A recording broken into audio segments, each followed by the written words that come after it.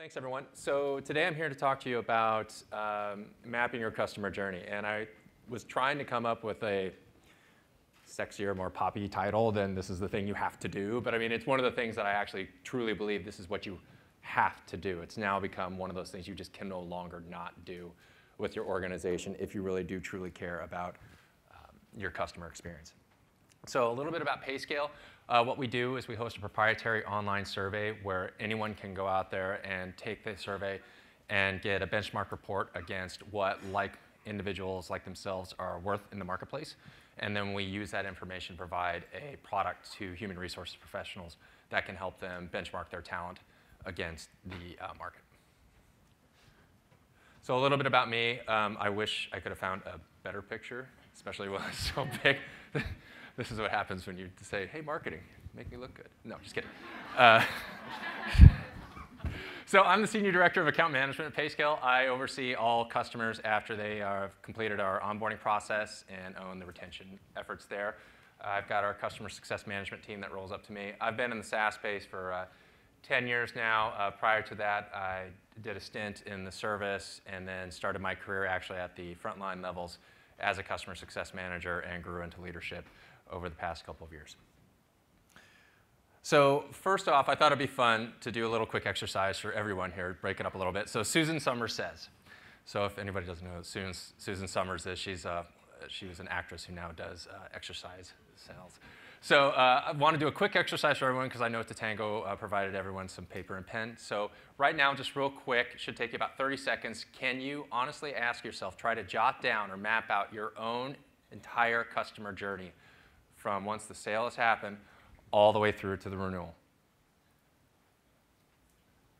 And if you can, do you think that you could then take that challenge to anyone else in your organization and have to do the same thing? So this is exactly the catalyst that came up at PayScale. We were just like, OK, this is probably something we should do. Because we had a lot of great, talented people who were trying to do great things for our customers, but everybody's kind of like going off in their own little bit direction.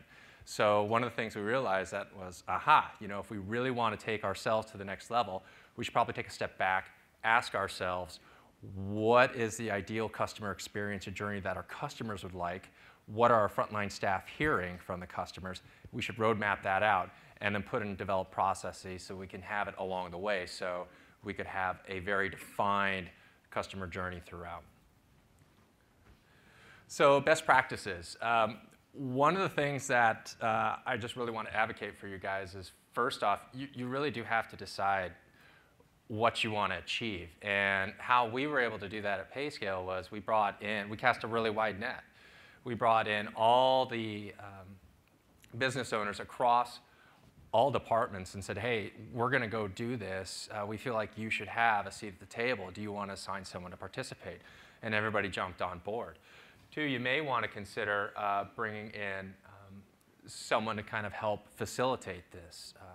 We had an outside consultant come in and actually help guide us and steer us a little bit along the way because this is something that we had never done before.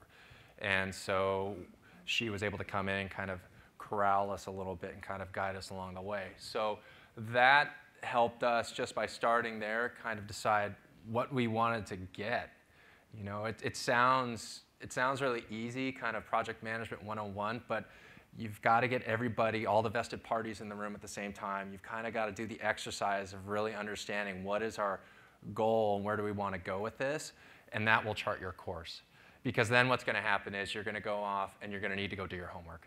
I'm sure everybody here is going through and analyzing tons and tons of data. There is no data that should be overlooked. We looked at the data submissions from the product. We looked at data submissions from just our standard surveys over the year. And we also sat down with all of our frontline staff and said, OK, just divulge. Tell us. We'll sit down and we'll aggregate, we'll consolidate, and we'll bring back. And then what you need to do is you also need to make sure you can't do this without involving your customer base. And this is where, again, it might be something that you want to consider having an outside source help with, because your customers might find themselves being much more willing and engaging with someone who's actually not a direct representative of the company. So they'll be more communicative with you. And this was very valuable to us. The third thing, and this I know kind of tends to drive people a little bit nuts, but when doing an engagement like this, you have to realize that the details do matter. It really is the finer points of your process that are going to uncover where you're going to sit back and go, oh, we really do that? That's probably not too smart. We should probably change that. So if you get into the weeds and you have some very good weedsy, processy-oriented people on your team, they're going to love this, because what you'll, again, uncover is a lot of things where touch points might not be better coming from a human, but the touch points could be automated and still drive the same experience that the customer is looking for and you're hoping to achieve for them. And then finally, again, you got to listen, you got to document, you got to discuss, and then you have to decide. You know, at some point, you have to really sit down and pull the trigger on these things and say, okay, we've heard this. I think we've got it. This is it. Let's go. And you've just got to move on it. And before you do that, of course, you've got to make sure that you assign ownership and deadlines. And then just go. I mean, a lot of things, I bet you'll be surprised, are low-hanging fruit things that aren't too hard to delight customers with, and just set an expectation of a nice customer journey and experience.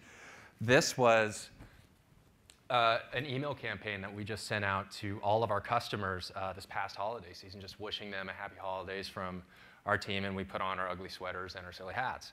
You know, it was just a nice little campaign that actually generated a lot of positive engagement from our customers. And this is just one of those things where it's just reaching out and saying, hey, we appreciate you. Thank you for doing business with us. Enjoy your time off, and let's get ready to roll when the new year starts. So little things like that can go a long way. And this, frankly, came out of the customer mapping and journey experience that we did at PayScale. So a little bit about the results. After we went through this engagement, we had this nice big roadmap that everybody could understand within the company. Okay, here were all the touch points that we currently have, and here was where we wanted to go. And here was where we needed to make changes to our processes along the way so we could really kind of tweak the needle. And these are the results that I'm happy to share with you to date. So product engagement is up, and that is specific. We know that specifically because we did partner with Totango. That was one of the findings from our end that we came out with, was that, you know, it would behoove us to really understand better our customers' product usage, the use case, and why for that. And Totango's been a great partner in helping us understand that, and it's been very powerful in enabling our customer success managers to actually get out into their books of business and really help out customers who aren't utilizing the product in the best fashion or form. Our Net Promoter Score survey is up, and this was actually a very nice win for us, because, you know, you tend to, when you go through and exercise this, you kind of look at everything and you go, oh man, you can get kind of down a little bit. But this was really good, because when we took a step back and looked at our NPS, the customer experience was actually very positive.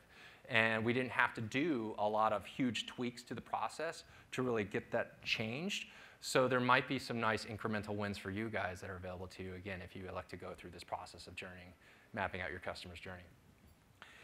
We know that we've reduced our time to complete our onboarding experience with customers, you know, with time to bring them with value. I think you've seen in the other sessions today how important it is to really drive the customer engagement and to build the trust with them as soon as you can within that window, because you want to bring them to the value as quickly and as early as you can with that. So we've been able to work really hard on that and had some nice wins. And then really we were able to just really get our mindset right internally throughout the whole organization to say, make sure that with every engagement that we're bringing customers some point of value. Again, it's one of those little things, but it's really it's a deep mantra and mindset that you can really get your whole organization behind when you go through the exercise of just mapping out, again, what you want your customer experience with every little engagement with you.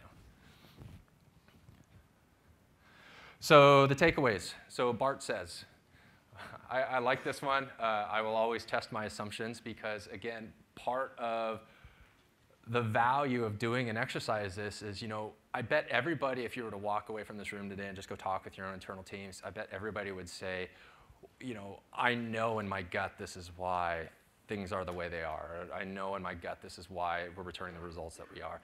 This is one of those exercises where you can get down into the weeds and really challenge some of those perceptions, and you can either validate them or sunset them. And then if you do validate them, then you have something that you can go have an action plan to go address. So that's, to me, the biggest takeaway from the exercise. The second thing that I hope you guys can appreciate is that the details do matter.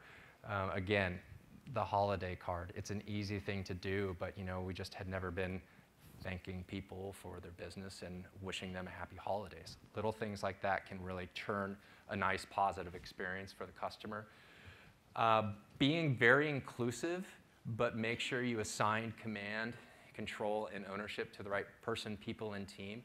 Again, I talked a little bit earlier about, for us, it was really powerful and impactful to cast a wide net, include all the customer frontlines facing staff, and we could just ingest.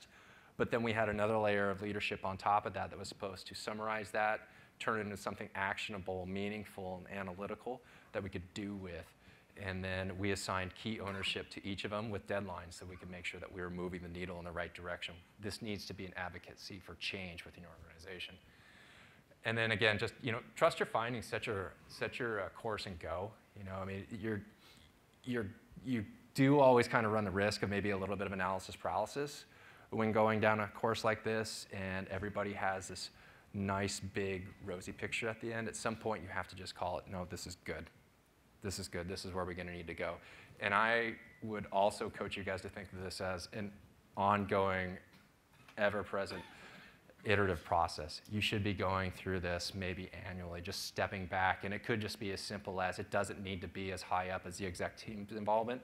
You could have your core leadership team just going back through, looking at the results and saying, okay, we're doing this, we're doing this, we're doing this. Is it making the impact? No? Okay, let's course correct. Because again, once you've gone through the exercise once, and it is a fairly big exercise, but it's kind of done, and then you kind of got that in your DNA. And you've involved others within this process so that they know kind of how to go back through and say to themselves, okay, we did it once before, we can do it again. It doesn't need this big thing. Let's just shrink the scope and just kind of keep going through, keep adjusting, keep testing, keep tweaking. So these are the lessons that we learned at PayScale, and hopefully this was meaningful for you guys. It was really important for us, so hopefully you guys take away and actually go do it. So thanks, appreciate your time.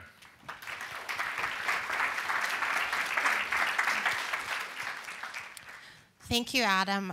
So now we are opening this up to questions. So if you have questions for either of the speakers, please let me know. And I don't think it's loud, so I'll run over if I see a hand. Okay, there's one all the way at the end there.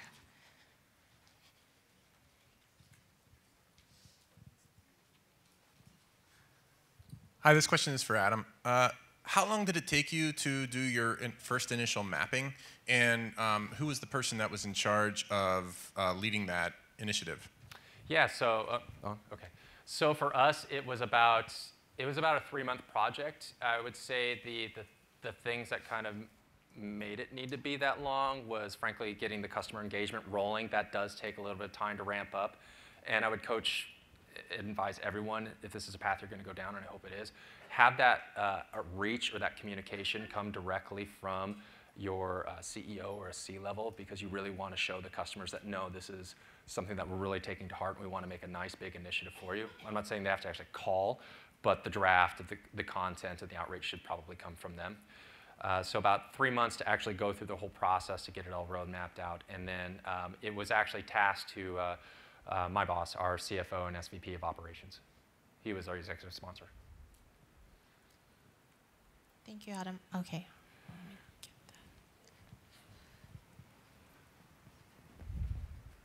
Yeah, no worries. Hello. This is also a question for Adam. So can you talk a little bit about the final product? Like, what was the format, or like some ideas around like what that finished product looks like? Yeah, sure. So for us, we actually ended up with a couple of different formats, and it was more just to make sure it resonated with kind of which audience member it touched. We had, for, again, the very detailed process of each customer touch point, we had that in 2 places. We had it in an Excel format, and we also had that in a PowerPoint presentation. The net result was actually we had a very significant PowerPoint presentation where the meat and potato slides were essentially the journey mapping slides, where you had, by product, one giant kind of like roadmap of every engagement going across. And I was very impressed with our team that was able to actually get all that into one slide. So we had it, so we kind of had the status quo of what it was now, and then we had the recommendations on what we think it needs to be idealized to get where we wanted to go with the engagement program.